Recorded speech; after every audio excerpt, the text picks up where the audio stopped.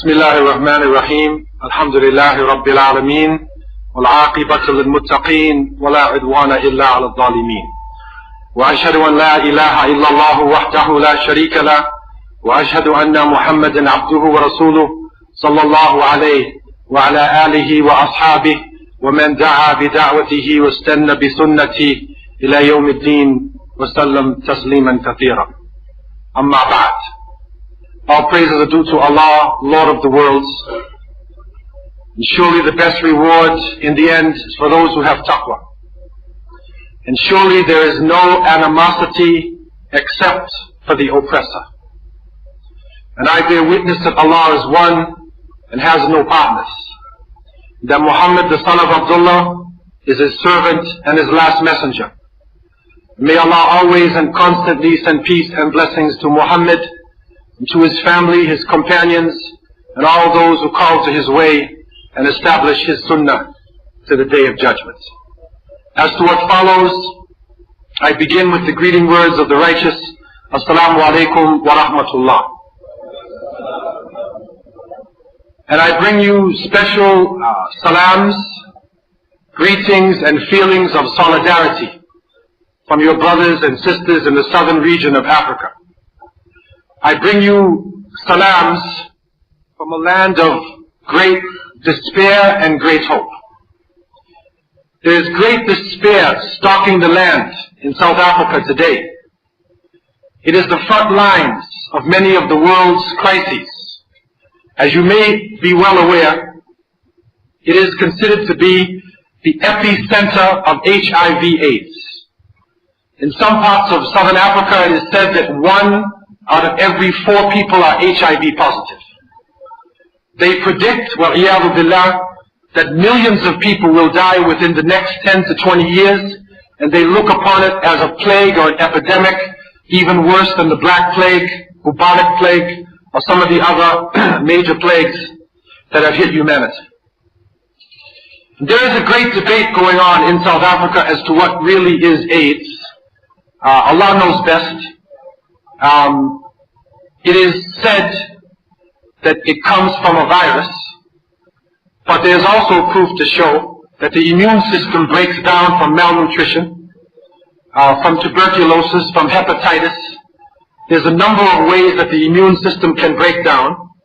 Whatever it is, whether it's a man-made biological weapon, whether it's divine punishment for the sins of humanity, whatever it is striking us. And we are suffering at this point in a terrible way. Also, the abuse of drugs, unemployment, petty crime. We are at the epicenter of a lot of the world's ills. But at the same time, there is great hope. Because in this region, we are watching a transformation going on. Without a bloody rebellion, we are watching the poor masses of the people rising up and taking control of the means of production of a major world power. It is said there is hope for an African renaissance, for a rebirth of life within the African continent. And it is my prayer to Allah subhanahu wa ta'ala that those poor, the oppressed, who are rising up in the southern region, that they can realize this renaissance through Islam. Because surely the way of Allah subhanahu wa ta'ala is the ultimate solution to all of our problems. And so it is my prayer at the outset that the Sutu, the Swana, Xhosa, Zulu, the Khoisan people, the southern part of Africa, it is my prayer that Allah would accept them and enter them into Islam. I also pray that indigenous people in other parts of the world who have borne the brunt of colonialism, apartheid and slavery for centuries, the Aboriginal people in Australia, the Aboriginal people in America, North America, Caribbean, South America, the captured political prisoners of war, African American slaves, and their descendants. It is my prayer that Allah subhanahu wa ta'ala would enter them into Islam in crowds. and that Allah subhanahu wa ta'ala would help us all together, along with the oppressed, to reflect upon the divine blessing He has given us with His words. Because this Quran that was revealed through Muhammad sallallahu alayhi wa sallam was not only the roadmap in his time, but it is our light in the time of darkness. And Muslims now are in need of this light. We are in need of this surety in our hearts. When we are being demonized, and we are being attacked, we are being wrongfully accused of terror and harm in this world, we seek refuge with the oppressed people of the world in the words of Allah subhanahu wa ta'ala, who has told us, أعوذ بالله من الشيطان الرجيم ومن يتق الله يجعل له مخرجا ويرزقه من حيث لا يحتسب ومن يتوكل على الله فهو حسبه إن الله بالغ أمري قد جعل الله لكل شيء قدرا. Allah has informed us, whoever fears Allah and keeps his duty to Him, He will make a way out for him from every difficulty. And He, Allah subhanahu wa ta'ala, will provide for him from sources he could never imagine. And whoever puts his trust in Allah, then Allah is sufficient for him. Surely Allah will accomplish His purpose, and indeed Allah has set a measure for all things. And so we see in this divine light given to us that the makhraj of all of our problems is through taqwa, through the khawf, raja, the hope and the fear of Allah subhanahu wa ta'ala, this wiqaya, the shield surrounding the believer, which influences us in everything that we do. And we also learn that Allah would provide for us from where we know not, if we have tawakkul, if we ultimately depend upon Him, and when the time gets rough, that we say to ourselves, Hasbunallah wa ni'mal wakil.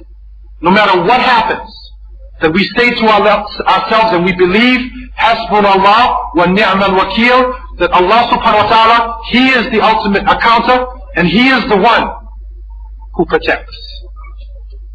And so, Muslims are at a great crossroads. And I can safely say that humanity at this point in time is at a great crossroads. On the one direction is imminent destruction, chaos, mass confusion that can happen in a way that has never been seen by humanity before. On the other road, the other path, is the possibility, insha'Allah, of a new era of justice, equality, and peace.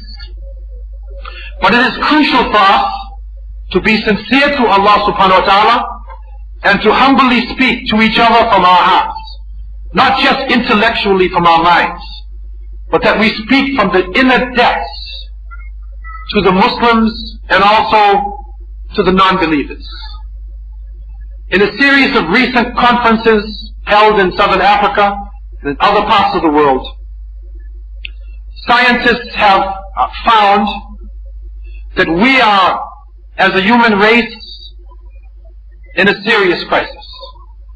And when they came together in one of the groups, the World Watch Institute, when they came together to try to analyze the movement of life, the state of the world, politically, economically, socially, they found out that the greatest threat to the stability of humanity today is not terror. It is not a small group of people out to destroy the world. But that the greatest threat to the stability of every nation today is the environment. And the second greatest threat is the inequality between the rich and the poor. These two elements themselves have the capability of destabilizing every aspect of life. What we are feeling and realizing now in this summer, and in the UK, you tasted it. You tasted the brunt of this. The temperature rose up. I was here just 10 days ago, and the temperature rose up and they said it was the hardest day ever recorded in London. I'll take it a step further. The scientists have now reached the conclusion that the year 2003 is the hardest year on written record. And the temperatures in the northern hemisphere are higher than any temperature they believe in the past 1,000 years. We are in a period of global warming, the greenhouse effect, the misuse of technology, the gases, carbon dioxide, and other gases rising up, the destruction of the ozone layer. And because of this, the polar ice caps are melting. The water is rising.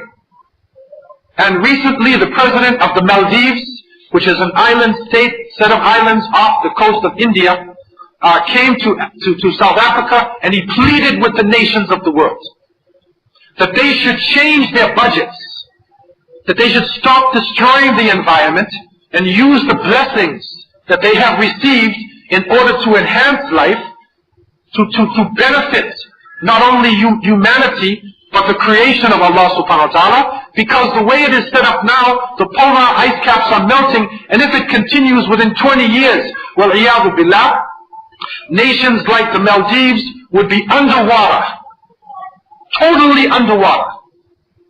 And so he pleaded to the nations of the world.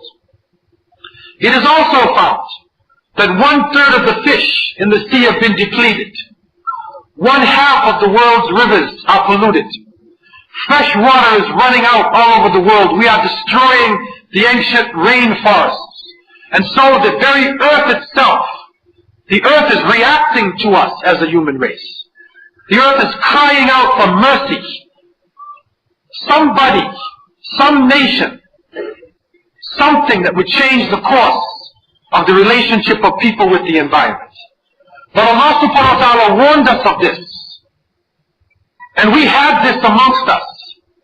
In Surah Al-Rum, verse 41, Allah has told us, ظهر الفساد في البر والبحر بما كسبت أيدي الناس ليذيقهم بعض الذي عملوا لعلهم يرجعون.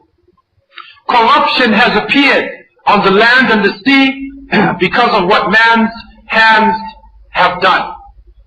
We will make them taste something of what they have earned in order that they would return to the path. And so when people misuse technology,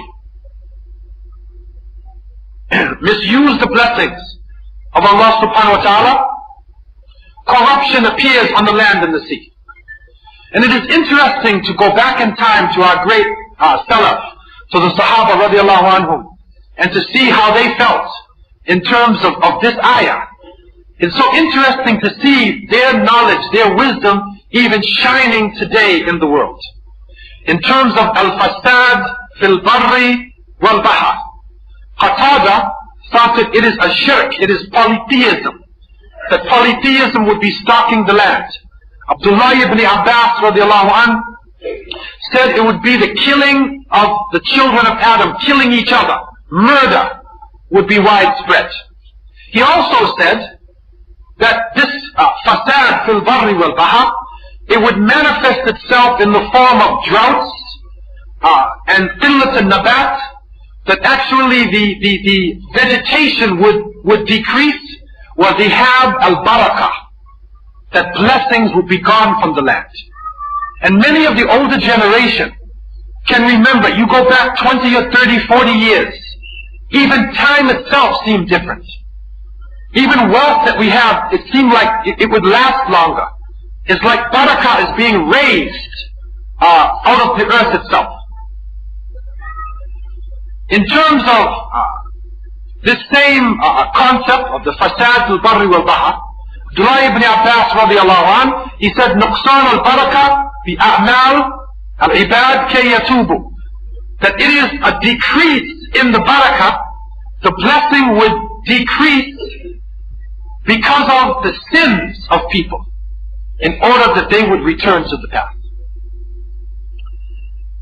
In terms of the ocean, it is reported in the tafsir of al-Qurtabi rahimahullah that al-fasad fil bahr it is inqita' sayd al-bahr, that the fish in the sea would be depleted, that they would decrease because of the sins of humanity. And so we see it coming to pass in front of our eyes. The environment is turned against us. But Muslims have the answer. We are the society that was blessed with a holistic approach to science, approaching science with tawheed, remembering the creator of the heavens and the earth, looking upon science and knowledge and technology as an amana, the concept of khalifa, of being the vicegerent, the representative of Allah subhanahu wa ta'ala. And so the technology that we have, the blessings that we have, the power that we have, is not to build our reputations. It is a trust. It is a trust that we would take care of the environment, and that we would be responsible for things around us. We are also finding ourselves as a humanity in an economic crisis. The system of interest and usury, as our previous speaker had said, we are suffering in this system. And it has now come to the surface that in terms of the wealth on this planet, that 20% of humanity consumes 90% of the resources. That 2/3 of humanity live on less than $2 per day. 2/3 of humanity. So where is the trust? Where is the amana? Why is it unequal like this? Is it the God-given right of certain people because of their color, or because of their language, or because of their weapons, that they deserve more food? They deserve better technology? Surely it isn't. And this system is imploding on itself. A destruction is about to come, even in the Western countries, because of the system falling in and caving in.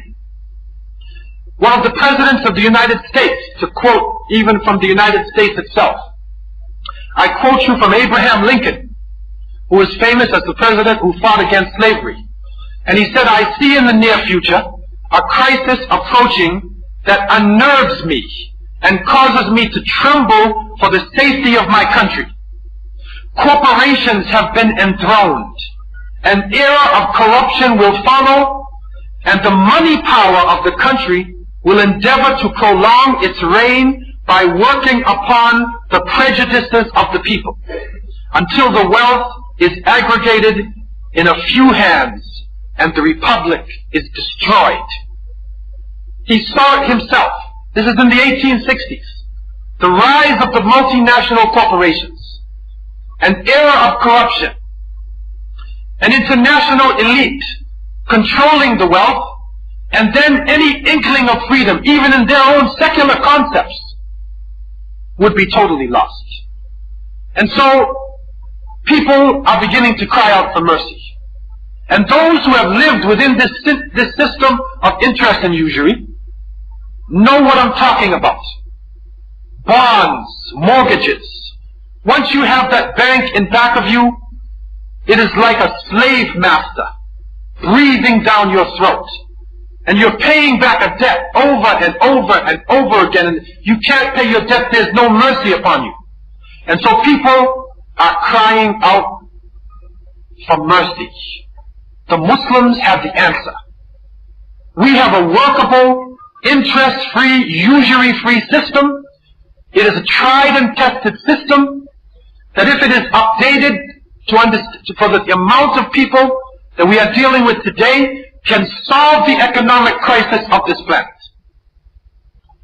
We find ourselves also, as humanity, in a spiritual crisis.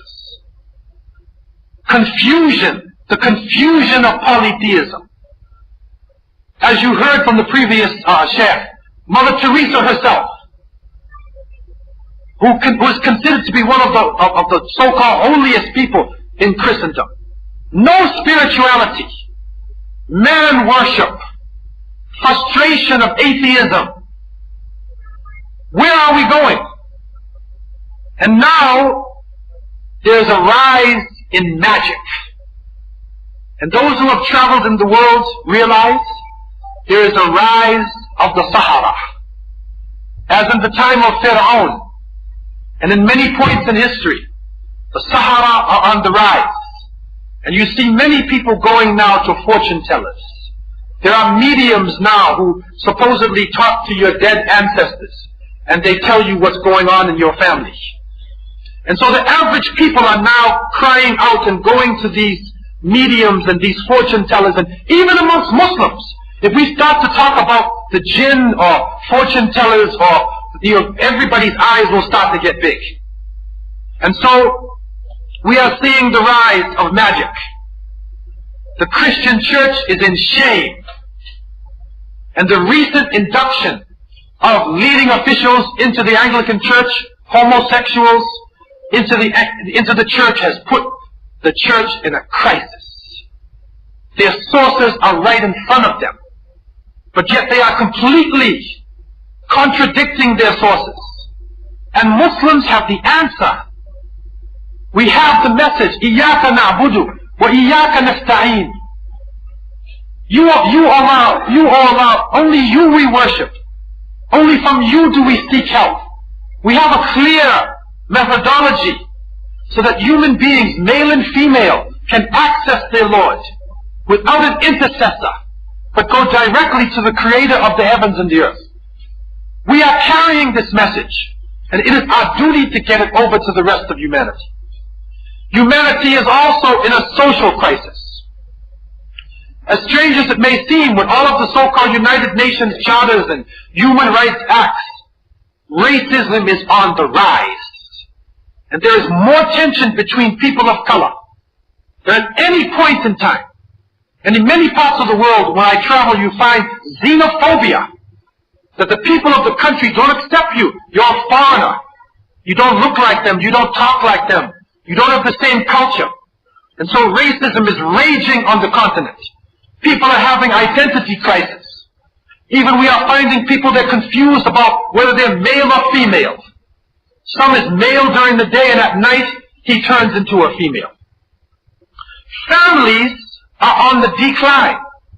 They did a recent survey in Canada, and they found out divorce is on the rise, and that people getting married in the name of God, male and female in a church, synagogue or mosque, it has now gone down, and the common law relationships are now on the rise. People don't even want to get married anymore. They just shack up with each other for a couple years, and then they leave. So what happens after that? The younger generation rises up in total confusion, with nobody to give them nurturing, nobody to give them an understanding of their identity, of their genealogy, of their history, and so confusion. And the confusion comes out in the popular culture. And you hear it in their music, you see it in their clothing, you see it in their actions. And so the social situation of people is in crisis. Canada, I went there this summer, it is reeling, they are in shock, because the same-sex marriages has now been made totally permissible. And so the very infrastructure of the family itself is under attack. Islam has the answer.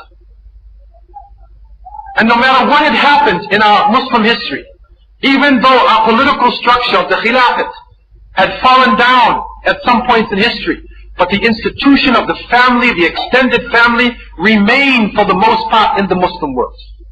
And we still have in many parts of the Muslim world solid families. A man is a man and a woman is a woman. And we still have that to give to the world. But people are going also into political crisis. Communism has fallen. Capitalism is a fool's paradise. It is falling apart in front of the eyes of the people. And the leaders in our nation, everywhere in the world, you read the papers around the world and you see that people are accusing their leaders of deceit and mistrust and lying to them. Not just here in the UK. It is all over the world. The leaders have become the worst of the people. The Prophet ﷺ in a hadith reported by Abu Hurairah radiallahu anhu has told us, سَيَأْتِي عَلَى النَّاسِ سَنَوَاتٍ خَدَّاعَاتٍ يُصَدِّقُ فِيهَا الْكَاذِبُ وَيُكَذِّبُ فِيهَا الصَّادِقُ وَيُؤْتَمَنُ فِيهَا الْخَائِنُ وَيُخَوِّنُ فِيهَا الْأَمِينُ وَيَنْتِقُ فِيهَا الرُّوَيْبِضَةُ قِيلَ وَمَا الرُّوَيْبِضَةُ قَالَ الرَّجُلُ التَّافِي يَتَكَلَّمُ فِي أَمْرِ الْعَامَّةِ. The Prophet ﷺ has told us in authentic hadith found in Ahmed and Ibn Majah, there will come upon the people years of deceit, in which the liar will be believed and the truthful will be disbelieved. The treacherous will be trusted and the trustworthy will be held as treacherous. And the despicable will speak out. It was said, who is the despicable ones? He said, the lowly, ignoble person who speaks out in public affairs. Sadaqa Rasulullah alayhi salatu wasalam. We find it happening in front of our eyes that the leaders for the most part are the most dangerous, feared people. The worst of society is being brought forward to represent. And Muslims themselves, we are suffering too. And don't think that we are out of this. Abdullah ibn Abbas radiallahu anhu reported that the Prophet ﷺ said, يَكُونُ عَلَيْكُمْ أُمَرَاء هُمْ شَرٌّ مِنَ الْمَجُوسِ. That the Prophet ﷺ said, there would be amirs, there would be leaders on you who would be even worse than the Majus. And so, no respect for international law. And we are seeing now in the 21st century the rise of a modern Roman Empire. No respect for divine law or for any international conventions. The corruption, the power of the leader, the head of state, we haven't seen anything like this since the Caesars or since the Pharaoh in ancient Egypt. Islam has the solution. Khilafah ala minhaj al-nubuwah. We have the solution of the Khilafat on the prophetic model. And it is crucial for us to realize the amana, the trust that we have not only to Muslims, but to the whole of humanity. But what is really happening outside of us? What is happening in the society around us? What is occupying the minds of the people? This is an economic crisis we're in. Our environment is destroying us. Our families are falling apart. But what is happening? The masses of the people are being helplessly preoccupied.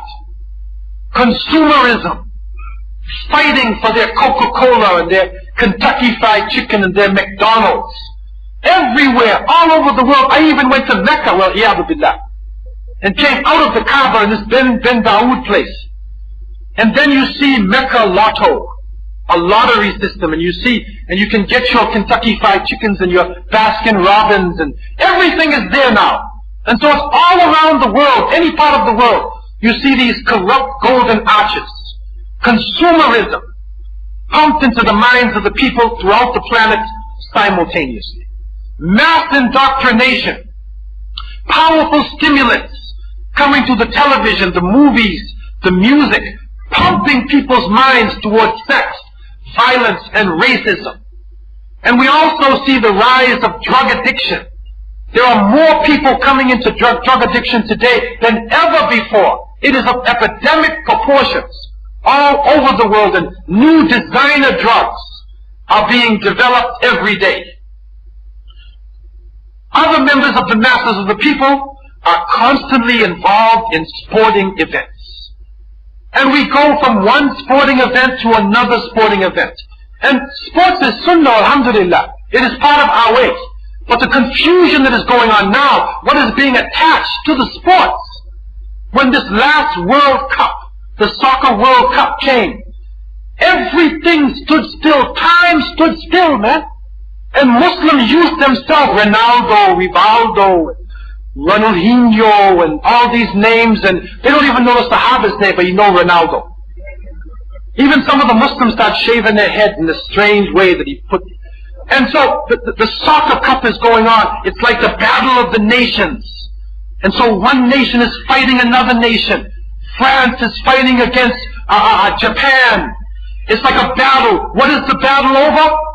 Grown men kicking a little ball into a net. They're kicking a little ball, and who's going to kick it inside the net 3 times, and you kick it inside the net 1 time.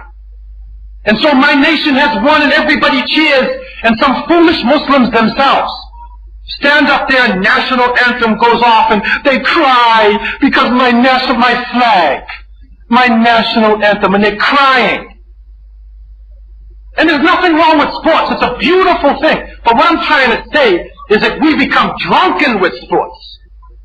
If I get so angry because my team is losing that I beat and destroy and kill another person, I hate another person because his teammate or his shirt kicked the ball into the net, then what is really happening? Think about this.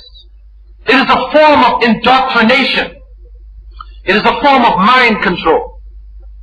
But above all of this now is the fear of terror. That terror will strike. And all of us are now subject to the terror. Under the cups, around, up in the ceilings, the new terror is on the rise. And recently there was a blackout, in the northeast corner of America. And I wondered to myself, and everybody wondered, we said, oh no, they're going to blame us for this thing again. Watch them. The first half an hour of this thing, every person probably had on his mind a Muslim. Is it a Muslim who did this thing? This is how far this brainwashing is going. It's not Muslims who turned out your lights. It is capitalism. It is a confused form of privatization and the misuse of technology and the greed of certain people not updating, their infrastructure with the wealth that they have been blessed with. They don't update their infrastructure, and then it implodes upon them. But the terror, everybody has to be afraid of this terror. The Prophet ﷺ said in authentic hadith, يَكُونُ فِي آخِرِ الزَّمَانِ دَجَّالُونَ كَذَّابُونَ يَأْتُونَكُم مِّنَ الْأَحَادِيثِ بِمَا لَمْ تَسْمَعُوا أَنْتُمْ وَلَا آبَاؤُكُمْ فَإِيَّاكُمْ وَإِيَّاهُمْ لَا يُضِلُّونَكُمْ وَلَا يُفْتِنُونَكُمْ. In this authentic tradition, reported by Al-Suyuti, this is Al-Jami al-Saghir, the Prophet ﷺ has said, there would be, near the end of time, Dajjalun Kadhabun. Great liars, to the point of being like false antichrists. They will come to you with a type of speech that neither you nor your parents have ever heard of before. Beware of them. Beware that they take you astray. Beware that they put you into a fitna. Saddaqa Rasulullah alayhi salatu wasalam. He did not speak from himself. He spoke from above 7 heavens. We see it come to rise today with digital technology. They make what is true seem to be false. And falsehood seem like it is true. They lose us in cyberspace somewhere, lost in space. They can now take your picture and make you talk with your words and put false words into your mouth that sounds like you. And beam it around the world simultaneously, and people say, well, that's him. I heard him speak. That's his voice. Sadaqa Rasulullah alayhi salatu wasalam. They will come to you with a type of speech that neither you nor your parents have ever heard of before. And so we see it coming to pass in front of our eyes. Great liars turning the guns on the Muslims and putting us in the barrel of decision. What has been our response? In the response of this onslaught, this false accusation, especially after September 11th, Muslims have reacted in a number of ways. From these ways, we could look at the following. Some Muslims tried to assimilate, and so they lost their Islamic identity. They tried to assimilate into the society itself, but that doesn't work anymore, man. You can't assimilate, because they're going to find you anyway, man. Even if your grandfather was a Muslim, they still gonna know that you came from a Muslim family. So change your name from Ali to Al. Change it from Muhammad to Mo. Or Bilqis to Billy. But you can't hide. So assimilation is not gonna work. And how can you assimilate into a society that is so confused now, that is in its death throes, in its final cultural stages, destroying families, high on drugs, confused about their sexuality? How can we assimilate into a society such as this and get ourselves lost? So that doesn't work. You become like the fuqara of Bani Israel. You have no deen and you have no dunya, man. You're totally lost. Some people tried not to assimilate, they tried to isolate themselves and bury their heads under the sand. And say, if we just hide in our house, in our masjid, in our corner, in our ideology, it will save us. That's not going to work either, man. Because you can bury your head under the sand, but they know who you are anyway. So isolation is not going to work. Especially when the Ummah of Muhammad ﷺ is in such a need that we are in need of people to go amongst the Ummah and to teach the message of Islam. Isolation is not going to work for us. You become isolated and targeted and destroyed. 3, a desperate confrontation. This desperate confrontation in many parts of the Muslim world, especially those areas that are not involved in major conflicts, it is giving the wrong message.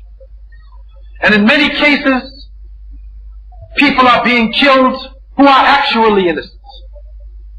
And it is not the way of the Prophet ﷺ of desperate confrontation.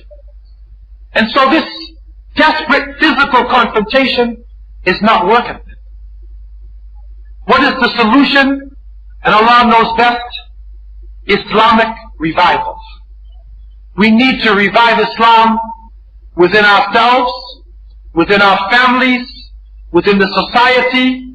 We need to show this world what the true message of Islam is, and this revival comes about through the example of the Prophet ﷺ.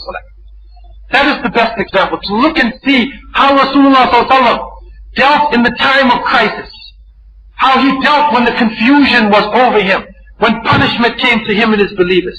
Allah told us, لَقَدْ كَانَ لَكُمْ فِي رَسُولِ اللَّهِ أُسْوَةٌ حَسَنَةٌ لِمَنْ كَانَ يَرْجُو اللَّهَ وَالْيَوْمَ الْآخِرَ وَذَكَرَ اللَّهَ كَثِيرًا. In Surah Al-Ahzab, verse 21, Allah has told us, indeed in the Messenger of Allah, you have a good example to follow. For he who hopes in the meeting with Allah and the last day and remembers Allah often. And so, Islamic revival. Islamic revival in the time of crisis. Islamic revival would bring out the mercy. Because it is the Prophet ﷺ, rahmatan lil alameen, he is the mercy for all worlds. He is the mercy for the environment, the mercy for the economy, for the spirituality, for social life, for political life. But to walk in his footsteps is a serious issue for Muslims now. We can no longer pay lip service to the Prophet ﷺ and sing a song or chant or on a special occasion come together. Allah subhanahu wa ta'ala has revealed to us in His glorious book in the 2nd chapter, in verse 208, يَا أَيُّهَا الَّذِينَ آمَنُوا ادْخُلُوا فِي السِّلْمِ كَافَّةً وَلَا تَتَّبِعُوا خُطُوَاتِ الشَّيْطَانِ إِنَّهُ لَكُمْ عَدُوٌّ مُبِينٌ. O you who believe, enter into Islam completely and do not follow the footsteps of the shaitan. For he is to you an open enemy. He is an open enemy. So enter into Islam completely. Not just in terms of Islamic rituals. Completely. That means in our spiritual life, our economic life, our social life, political life. In Islam, it is all tied together. It is not our way to separate one from another. Enter into Islam completely. Islamic revival begins from within the individual. The niyyah, the intention. And we need to, as Muslims, constantly ask ourselves, why are we doing what we are doing? why do we come to the conference? Do we come to the conference for Allah and His Messenger? Or do you come here to get married? Or do you come here to make some money? You have to ask yourself. And the main reason why we are here, why we are practicing our Islam, should be for Allah and His Messenger, to gain the pleasure of Allah subhanahu wa ta'ala, and to enter into His Jannah, insha'Allah. This problem that we are facing in the Muslim world and in this planet would not have started if we did not become weak. If we did not leave our faith and have tribalism and racism amongst us, and leave the book of Allah and the sunnah of the Prophet ﷺ, it would not have come amongst us if we did not let usury and interest enter into the Muslim world, and corruption entering into the Muslim world. And we will not come out of this thing until we change ourselves. Allah tells us in Surah Ar-Ra'd, verse 11, إِنَّ اللَّهَ لَا يُغَيِّرُ مَا بِقَوْمٍ حَتَّى يُغَيِّرُ مَا بِأَنفُسِهِمْ. Allah will not change the condition of a people until they change that which is in themselves. No change. This problem would not have happened if we did not start making changes within ourselves, the wrong decisions. So we need to begin to make the right decisions in an organized way. So the revival starts from within the individual. Self-analysis and reconstruction. One of the greatest blessings Allah has given us. And I would say it's the greatest weapon of the Muslims. It's not a bomb. It's not anthrax. It's not biological weapons. One of our greatest weapons, I believe, is tawbah. It is repentance. That we are able to make self-analysis and reconstruction. To analyze ourselves, turn in repentance to Allah subhanahu wa ta'ala, to regret the sins that we have done, to make intention not to return to them, to repay back the wrong that is done, to make a complete tawbah, and to reconstruct ourselves. So an individual could have been a drug addict, a bank robber, totally confused. If Allah subhanahu wa ta'ala guides the individual, we make the right intentions, we can reconstruct ourselves. It is totally confusing to the historians of the secular studies. How is the Muslim world coming back again? Rome is gone, Greece is gone, ancient Egypt is gone, Mesopotamia is gone. How can the Muslims rise, fall, and then rise again? It is a total confusion to them. It doesn't make sense. It logically does not make sense. We're supposed to be finished, man. You're supposed to go to the relics, the old ruined mosques of Islam, and only see where Muslims used to pray. But we're coming back. Alhamdulillah. Because Allah has blessed us with tawbah, with a chance to make reconstruction. And so we need to look at our essence, taqwa. وَمَن يَتَّقِ اللَّهَ يَجْعَلْ لَهُ مَخْرَجًا. Whoever has taqwa, the consciousness of Allah, Allah will make a way out for him. Taqwa. We need to go back to our very essence of our beings. Also the proper knowledge of Islam. Questions are coming up constantly, and one of the great issues that we face, especially people coming out of the Muslim world, is the difference between culture and Islam. Because many times our culture is not Islam. We have some ways about us that are Hindu, Buddhist, Christian, even Jewish. We have strange cultures that we are coming out. Some of it is Islamic, and some of it is not Islamic. And so we need to be able to access the original sources, to go back to the Prophet ﷺ, the first generations, to go back to drink from the fresh water of early Islam, and then don't get lost and stay there. Take those principles and bring them alive in the world today, respecting all of the great imams and scholars who have been part of our great Islamic history. And so, the proper knowledge of Islam. Next, character development. We've spent a long time in our community, generations, focusing on ibadat. We teach the children how to pray, how to fast, how to make hajj. We focus on ibadah, and that is crucial. But mu'amalat, interpersonal relationships between people. There are some parts of the world where I heard a Muslim say to me, I said, brother, I'd like to build a house. And he said, don't go to the Muslim constructors, man. Don't ask a Muslim to build your house. Because he'll rip you off, he will steal all your wealth. I said, wait a minute. I said, brother, I would like to have a carpenter. I would like everything I asked for. He said, don't go to the Muslims. Why is this, man? Because we're not focusing on character. That same Muslim may be perfect or excellent in his salat. He might have just come back from Hajj. Al-Hajj Fulan, and then open up his shop and raise the prices. He may have just fasted in Ramadan, and then after the fast in Ramadan, start swearing and carrying on and not going back to the masjid. So character. The Prophet ﷺ has told us in authentic hadith, بُعِثْتُ لِأُتَمِّمَ حُسْنَ الْأَخْلَاقِ. This is reported in Al-Muwatta, that the Prophet ﷺ said, I have been sent to complete the best in character. Character. When the Prophet ﷺ was asked, what are the two affairs that will take people, that will mostly let people go to paradise? He said, Taqwa Allah wa husnul khuluq.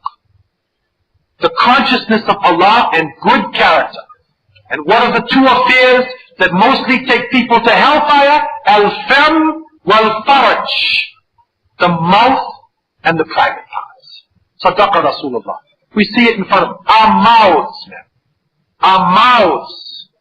Lying, backbiting, scandalizing, confusion. This is where the Islamic revival begins. From the inside of the individual. And we need to pray to Allah subhanahu wa ta'ala for balance, hikmah, wisdom, وَضْعُ fi mahali, putting things in the proper place. Sometimes it's not the amount of knowledge that you have, but it is how you apply that knowledge. It's not memorizing hundreds of ayat and ahadith, alhamdulillah. But when the doctor interviews the patient, if the doctor looks at you and just says, okay, take these pills and go, he doesn't care about you. He doesn't have the wisdom. He can give you not enough medicine, it won't cure you, or give you too much medicine, it can kill you.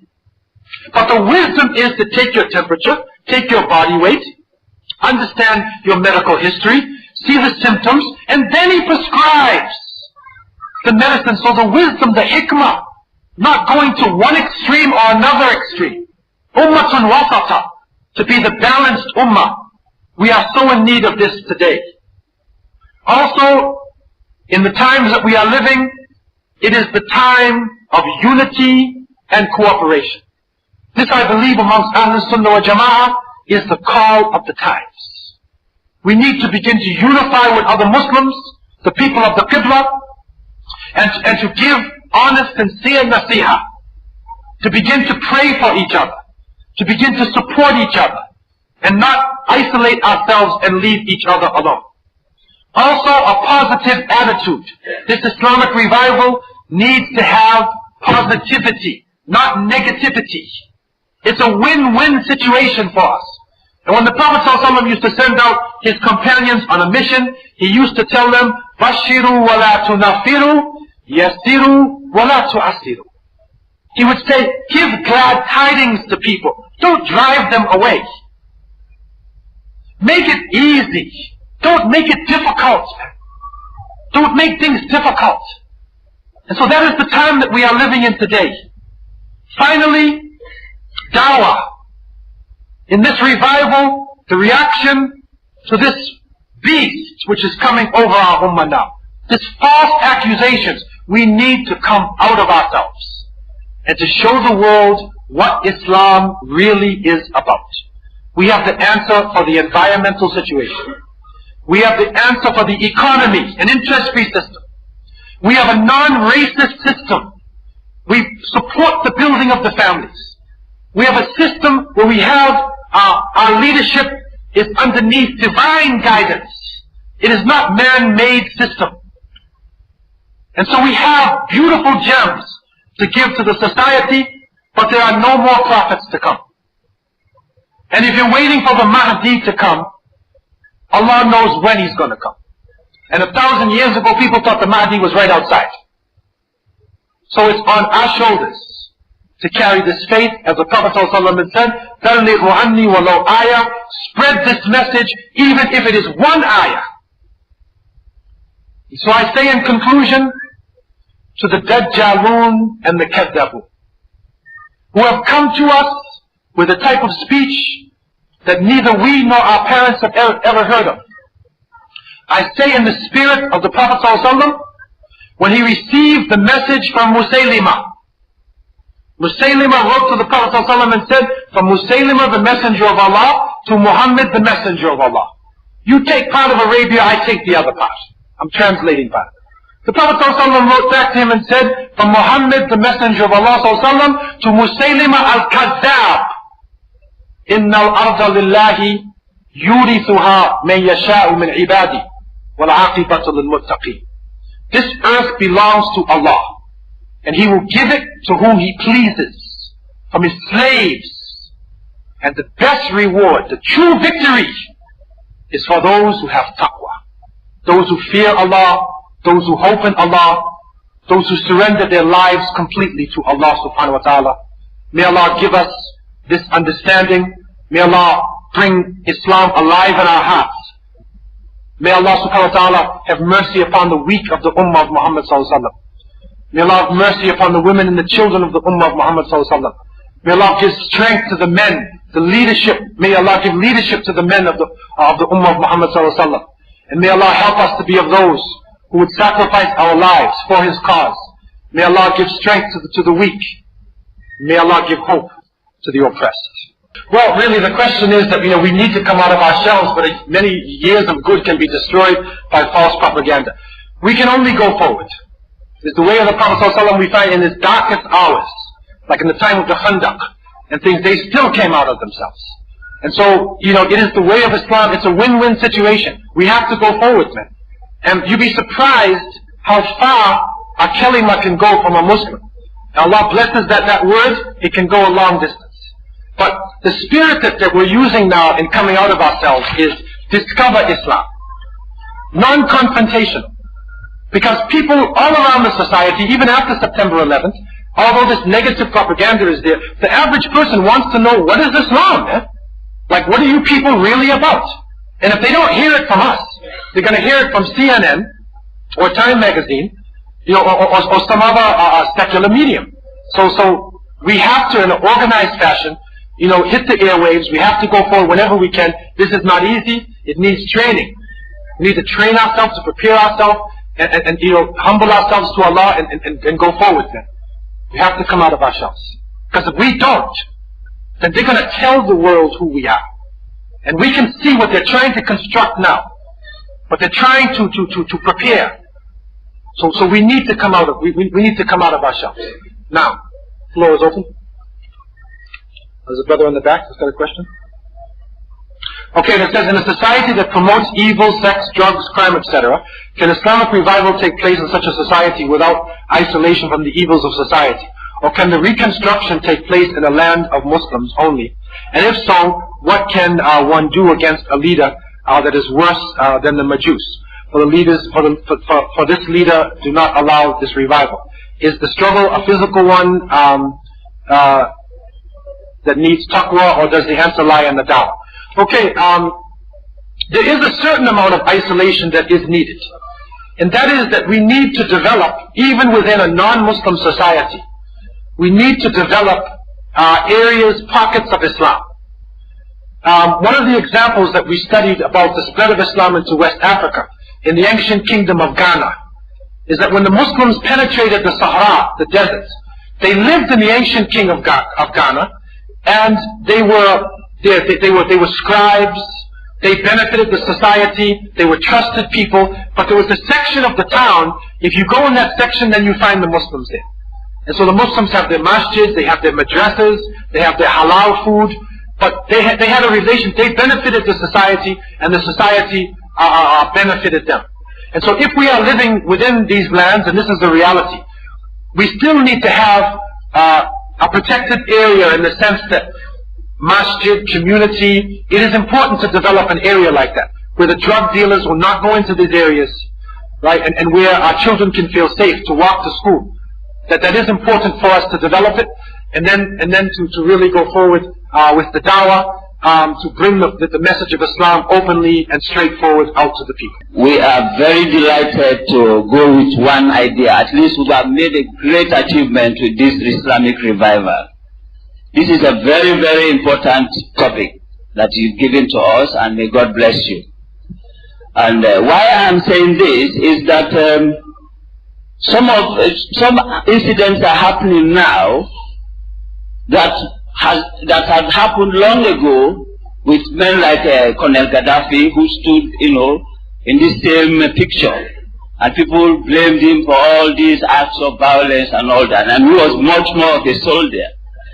Such that, is it possible for us to direct some of these commandos on the front line, that some of the actions are actually giving us some more problems rather than advancing us?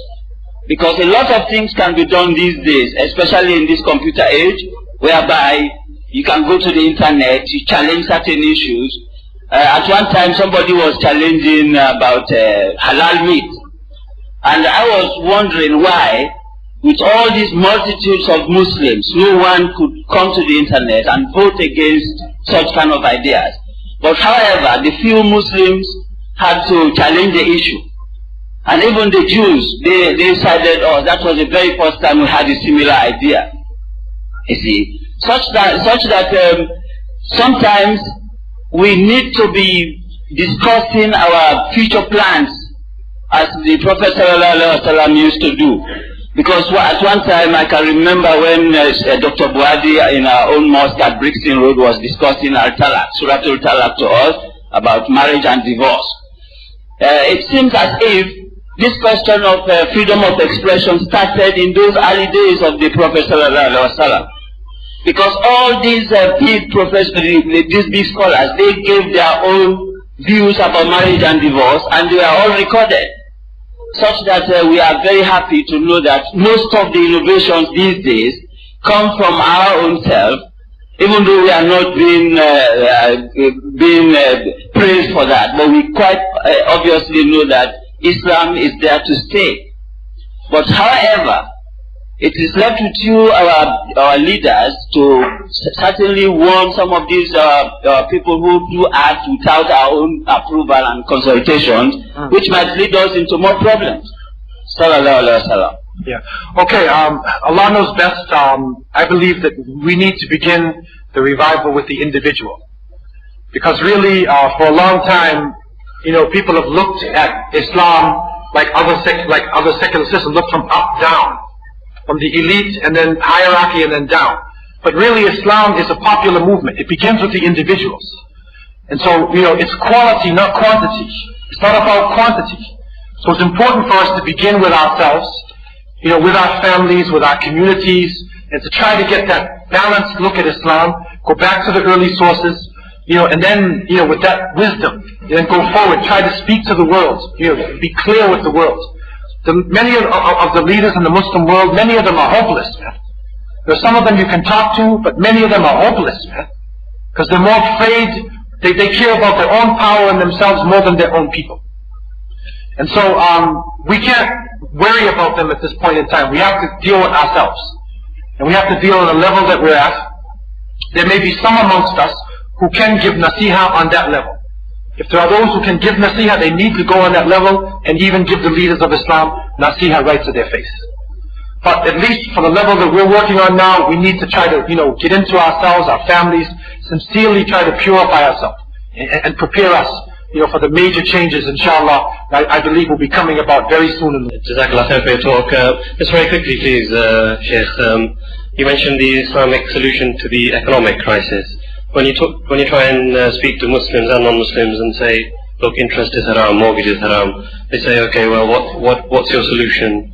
Everything nowadays is based on interest.